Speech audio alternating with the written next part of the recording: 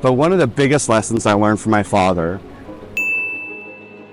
because as a farmer, an orchardist, a grower, a prime producer, you have to have you have failures every day, and if you look at them and pick them out and learn from them, then the next time they come around, you've got that. I think my biggest failure was my very first company that I started. I had the drive and ambition, but I didn't have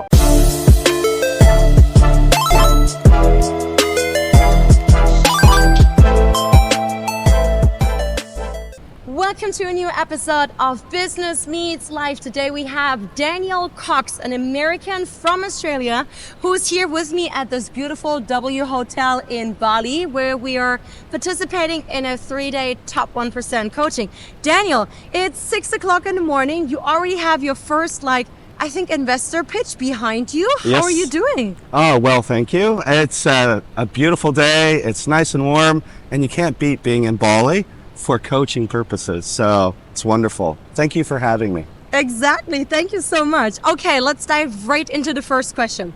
So you basically call yourself a data evangelist, and you're an amazing serial entrepreneur. I've known you for a year now. So what inspired you to actually pursue a career at the intersection of data governance, finance, and sustainability? Well, that question actually comes through my entire journey, and it is an intersection because I see everything that I've done has led to the next event, the next different purpose, the next underlying passion. And to give your listeners an idea, I actually came from a farming background. My parents were 6th-generation farmers of apples, pears, and cherries, and one of the largest orchards in Washington State in the apple industry. Wow. So it was really nice to come from there. And part of that is that I really consider myself having 5 different careers. The first one being farming. So when I went off after university, I basically said to my dad, because he wanted me to come back and help out with the farm, I said, no, I've had that career already. I'm 21, I'm retired. Awesome, I love that. But one of the biggest lessons I learned from my father was the entrepreneurial spirit. Because as a farmer, an orchardist, a grower, a prime producer, you have to have the future in mind. You have to think 5, 10 years ahead in the future and think about the consumer. What do they want from the product? That's why we have so many different varieties of apples, because they go in seasons. And so you have to think 10 years in advance, because it might take 5 or 7 years to really start to get peak production in a tree. My father thought it was important to have a number of core values. One of those is resilience.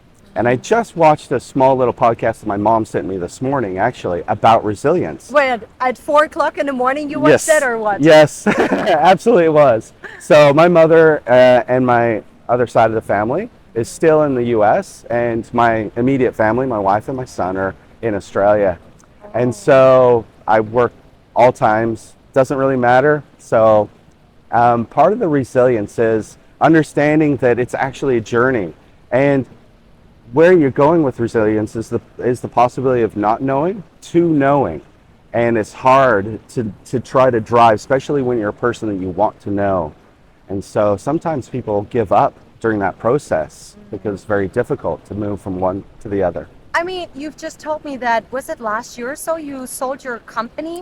I think you had 300 employees. Yep. Maybe you can quickly talk about this, how you made this happen, which is impressive, and tell us also what's coming next, like the before and after now. Well, I started out by a number of my clients actually saying, Dan, you're so considerate, so humble, and you want to really drive value for us. We think you should start your own practice in data management. And so I started out as a solo entrepreneur, and within a week I had to find somebody, my first employee in my business. And then within a year I was up to 35 different consultants. Oh, wow. So I grew that business across ANZ and Southeast Asia. And then last year I decided that I really need to do something different to challenge myself. So I looked out for somebody that could take over the company and they had really good synergies. And I found a company out of France, and they had a number of offices the rest of the side of the world, and they were basically doing exactly the same thing as I was. So I thought, what great synergies. So we decided that we'd actually partner up, and then they decided that, yep, they want to acquire the whole lot. And so I was really happy with that, really happy for my staff and employees because they were excited about the possibility of being global. So yeah, it was really nice to do that. Congratulations. Are you allowed to share for like how much you got acquired, or is that a secret? Actually, I would love to share, but I can't at the moment. Oh, yeah. okay. Yeah. How long do you still have to stick with the company, or you were able to move on already now? Quite quickly. So it was only about 12 months, and then I was able to move on. So. And how long did you build the company to make it about from 0 to 13, 14 years. Congratulations. Thank That's you. impressive. Now let's talk about like what's coming next, because I know with like Green Parrot, you're really much into sustainability. You do a lot in real estate. There's ESG. So tell us a little bit more about your current projects. Yep. So I mentioned before that I consider myself having 5 careers. The first one was farming. The second one was I was actually an auditor for the state of Washington. Oh. And that led me into being one of 2 fraud investigators. So yes, my background, I am a CPA, I am an accountant, and when I started getting into data, which was my 3rd career, I was a finance manager for 2 hydroelectric projects, 2 of the largest in North America. And I was trying to get information on a monthly basis, but it was taking 6 weeks to get my financials, a book about 360 pages long for the entire organization. Oh, wow. And so I was continually behind. And this was back in 1999. And so this is when I started working with data, and I was like, oh, these guys in IT are actually getting information very quickly. So my company back then, the Chelan County PUD, started working as a beta customer with a company that some people might still know, Cognos. It was a Canadian company. And we were working on the very first metrics kind of manager. So KPIs with scorecards, etc. And it was quite interesting because I have to tell this little anecdote. Yes, please. So I was in charge of 2 hydros, but I was also put in charge of the KPIs across the entire organization. Now my balance sheet was over $2 billion back then, so it was a very large organization. So we had parks departments, fleet departments, maintenance, etc. And we had over about 275 different KPIs across the company. That's a lot. A lot, because every sector, every department had different ones. Wow. And so we rolled those all up, and one day I was sitting down with my COO at the time and going through them, and he's like, oh, this is amazing. This is going to help us so much to be so more efficient. But he looked at me and he said, there's one thing missing. What was it? River temperatures. Oh. Like, why river temperatures? He said, because we need to know whether or not the temperature has changed before or after the dam. And that will actually say whether or not we need to continue to generate power or spill. Because if you churn the water, it heats the water up. And we had compliance issues that we had to maintain, both by generating enough power for all of our constituents, like the city of Seattle, or the data centers like Amazon. Yeah. It wasn't Amazon back then, but it was Microsoft before Azure. And then also like Alcoa for pot lines, literally aluminum pots, right? So I said, okay, what do I need to do? He said, well, we need to get it, because if we don't generate enough, we get fined. But if we generate too much and disturb all the species of salmon, we could also get fined by the Native Americans for disrupting their farming or fishing rights. Oh, wow. So it was very complex, very complex. But the other little anecdote was we were trying to figure out what kind of symbols we should use for the KPIs. Thumbs up, thumbs down, so-so. And Okay. this was before any type of concept of like little circles or triangles, right? And this is actually where it came from. And so we couldn't use the thumbs down because that might really feel a bit negative for employees Yeah. and staff. So then we thought, okay, we're a hydro, rain. So sunny or cloudy or stormy little symbols, right? But we couldn't really do that either, because was stormy means it's really good or really bad. So then we started coming up with the triangles and the squares, etc. because my COO was colorblind. So just a little red dot or green dot wouldn't work. So you also have to keep that in mind. That's right. That's right. And what's the connection now to your new ventures that you were doing with Yes. sustainability and real estate and Green Parrot? Yeah, so Green Parrot is going to be the world's most recognized logo. Why do I say that? It's a big vision. That's a very confident way to say it. Yes. So we at Green Parrot will be a sustainability rating, like an energy rating, a star rating, but for anything sustainable, right? So it will be ESG, or it might be, well, it will be as well, like greenhouse gases, CO2, nitrogen, raw materials consumption, water consumption. So, but in a different way. It's not for the companies themselves, but it's for the consumer or the B2B. So they can see who they're actually working with, what they're getting supplied with. So it's very transparent. So that's one part of it, but it's also the part where like those organizations, especially prime producers, which I came from, their narrative never gets out. For like the orchardists, they've been trying to do conservationist activities for decades. I'm saying from the 1970s, they've been changing irrigation to make it more efficient, etc. But no one knows that. So I want to also be able to allow organizations, the brand owners, to get their narrative out to say, hey, we're doing all these projects. Please help us as well by consuming our product because it's better possibly than the other next neighbor. So we can help drive consumer behavior, drive capitalism, and that's all about data, right? But so I want to give back by giving people the opportunity to understand what they're actually consuming. That's amazing. And beyond this, you also do a lot of like real estate investment in Australia, as far as I know. Yes. So what do you invest in?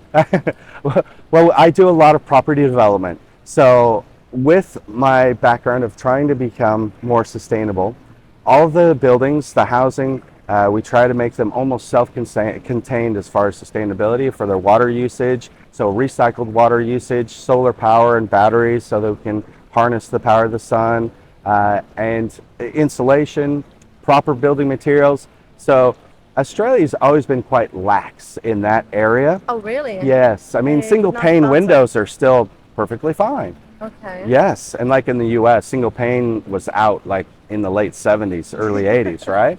So trying to be more conservative as far as, how can we make living more enjoyable for people? And have you thought about like expanding outside of Australia? I mean, we're in beautiful Bali. More people invest in Bali. I've just done a podcast on that, actually. Oh, the economy here in Bali after COVID has really grown. People want to travel, right? And the opportunity here in Bali is just amazing. But many places. So there's so much going on, let's say in Thailand and in Malaysia as well, as far as being able to holiday at your actual workplace, right? So with COVID, being able to build the resilience of remote capabilities for staff enables the world to be even closer. So for now, I am concentrating mostly in Australia because Australia has a housing crisis. Yeah. So we're building only about 25% of the housing each year that we need to actually accomplish. So it's only 25. Yes. So we definitely need to do something there. And there's a lot happening as far as legislation now to help promote a lot more construction. So that's really good. So I'm really happy to be involved with that because again, it's all about the data as well. So let's all start investing in real estate in Australia then, right? Oh, absolutely. Absolutely. Okay. What would be your advice on who should invest in Australian real estate? Well, like any investing, you have to think about, well, what can I afford to lose? I know it's a tough thing to think about, but in any state, there's always a risk. Yes. Always a risk. But in Australia, it's very common. The Australians have a real love affair with property. So almost every Australian has some form of rental property or an investment property. Is it? Yeah. So with the way the economy is going for Australia, it's being quite robust and growing. We have a lot of economy from immigration as well. Yeah. So there's a lot that you could invest in all different sectors of both commercial, industrial, and residential. Okay, now let's move a little bit to your private life, if I may. You may. You told me a very interesting love story Oh, yesterday. Do you mind sharing like how you and your wife have started? I think this is so romantic. I mean, you're highly successful. It's amazing what you have achieved. But at the same time, you've been married for such a long time and how things got started. I think it's so inspirational. Because very often, like people think, oh, like Hugh Hilton, for example, he was in the beginning, like he was about to marry his childhood love. And I think they were already engaged. And then he stopped and prioritized work and they separated. Well, long story short, then later he became super successful. She was married, he was married. And then he told me later, well, now he is married with exactly this love, right? So he prioritized work first and then another woman, but now happy end basically. He is back to his favorite former childhood love, right? And successful at the same time. But it seems like you managed both work and private life to manage it. Tell us more about your love story. I'm happy to tell the love story because it is something very dear to me. But maybe I didn't manage it all that well. It just looks that way. I did work a lot, and of course that's always a strain on a relationship.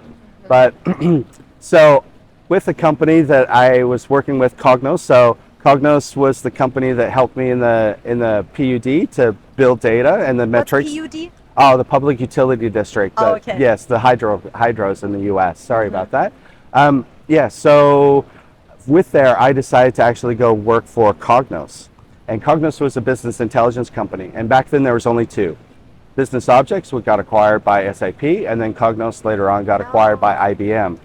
Interesting. And I used to work for HP. Oh, there you go. There you go. Absolutely. So small world. So Cognos was global at the time, the largest business intelligence company. And so they brought me down to Australia for a 3-month holiday project is what they called it. Oh. After that project finished, and that's a story for another day, it ended about 6.5 months after I finished the project.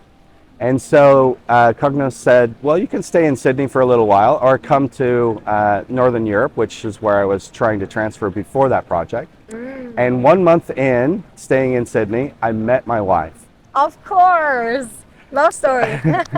So I am very much a faithful person. So in church, I was sitting in the back row, and along came these two Brazilian ladies, and literally out of nowhere, I heard, "This is the woman you're going to marry."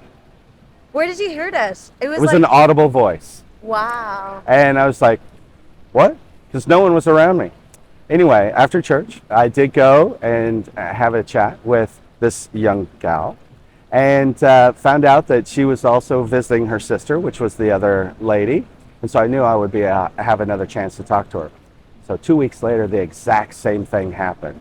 So I said, okay, this has to be something really real. So from that day forward, it took me 2 weeks to get a date with Tatiana. And for 13 days, we were inseparable. On the 13th day, I proposed. 13th day. I made it under a fortnight. That's right. Oh my gosh. And 3 months later, we were married in Brazil. And the weekend before our marriage was the first time my parents got a chance to physically meet my wife. My dad is also married to a Brazilian now. Oh, there you go. Oh my gosh, this is crazy. And it's 20 years now you've been married, right? Yes. This March will be 21. Wow, congratulations. Thank you so much. That's amazing. Well, you have, actually, I was just looking at the waves. It looks so beautiful. We're about to play football with our coach and the other training participants on the beach. Now, before we're like heading off, you have more than 30 years of work experience in so many different industries in several countries. I also worked in Northern Europe before, in Finland for HP. What can young entrepreneurs, global entrepreneurs, learn from you? Whether it's about private or work life here? I think there's only one. I don't think there's a difference between work and private life. I don't think there's even a balance. I think there's an energy balance that you have to do. So you're either expressing energy into work or then into your family. Okay? And I think there is a balance between those as far as where you put your energy. So I actually think I've been working since I'm 8 years old. So I was out working with my father since I was 8. I drove my first tractor when I was 5, actually. Oh, for me, it's only 12. Yeah. I think there's some real things that entrepreneurs need to do. One is to have daily non-negotiables. What do you do every morning? You have to get up at a certain time and be consistent. So resilience and consistency, and having non-negotiables, what you need to do every day, sorry, not need, get to do. You have the opportunity because life is anew every day. So you get to take that challenge. It's not an obstacle or situation that needs resolving. You get to resolve it. You get to find a solution. So resilience, consistency, and non-negotiables. Wow, resilience, consistency, non-negotiables. And I mean, I can see it. You get up very early. It's also posting on LinkedIn, like very early in the morning. Why? Like, I see you invest a lot in yourself. Otherwise, we would not be here surrounded by tons of other highly successful entrepreneurs. Why is that a priority in your life? If you're not developing yourself, how do you expect your family or your staff to improve and develop as well? You have to be the leader in development. And if you're not taking care of yourself, your health, your wealth, and your relationships, then you can't learn to give that to others. So if you're not investing in yourself, which should be your first priority, I'm not saying you're better or more important than others, but you need to value yourself and take care of yourself, because everybody wants to be there for their son's or daughter's wedding, for their grandchildren, if they want them, right? You can only do that if you're healthy. And you only can lead if you're healthy as well. So being energetic takes energy. So you have to exercise, you have to be healthy, you have to take care of yourself. Because then if you take care of yourself, you can take care of others. Absolutely, yeah. It's a good reminder. You come first, right? And when was the first time that you decided to invest in yourself and get a coach or pay for a mentor? It's quite interesting because I've always had that. I've always wanted that. I played professional baseball. I was about to say, I feel like this is an American thing compared to maybe some of us like in Asia or so, where I feel like, coaches are more normal, or maybe that's coming from sport, as you're saying. I think so. I think there's a lot to do with athleticism. Not even just that. I mean, chess players have coaches, right, and mentors, and I think that's really necessary because I like baseball as an example. It gives you resilience because good batters, hitters, fail 7 out of 10 times, right? And if you succeed 3 out of 10 times, you're one of the best in the world. Really? Yes. Oh. So it gives you that ability to fail. And of course, one of our coaches, JT, has a new book coming out called Business is War. It's all based on great successful people, on their failures and what they learned out of those, right? So you learn. I'm a silver lining kind of guy. So anything that I wouldn't say not successful in or failed per se, because I take a learning out of it. What can I do better the next time? Why did I actually not succeed or achieve the goal that I really wanted to in that particular situation? So that I can actually learn and then pass on that learning as well. So team, but individualistic as well, right? So from a very young age, my dad was an amazing mentor. Both from actually giving me knowledge, but also forcing me to take a step and take a risk and you go do it. When I was 8 years old, he gave me a plot of land and he said, this is yours, do what you want with it. Wow. Anything I wanted to do with it. I could have created a dirt bike track if I wanted to, right? But no, I didn't kind of think that there was that. So I planted it, a number of different varieties. And that's what put me through school. That's amazing. Okay, last 2 questions. Yeah. Everybody's already here. So number 1, what was your last failure? Your biggest failure actually, where you could really learn so much. There are a lot of examples, but like I said, there's you have failures every day, and if you look at them and pick them out and learn from them, then the next time they come around, you've got that experience. I think Mm. I think my biggest failure was my very first company that I started. And I had the drive and ambition, but I didn't have all the soft skills. I was learning about how to drive business and how to improve the metrics of the business. But the leadership qualities, which from my father, I did get some inherent skill sets, but I didn't really grow those because I thought I was the man, right? And I'm a very DC kind of person, dominant and analytical from a DISC type profile. So I'm always right, and I always know the answer before I ask the question, right? But I value other people's opinions and suggestions, and I think everything is valid. And until you uncover those and have good conflict in a team, then you'll never be able to get the best ideas out. And so with my first company, I did go through a VA process, a voluntary administration process. And even though that was heartbreaking, you know, because I had to see my company go through, and it wasn't really about me either. It was about all my employees and seeing them see me struggle, right?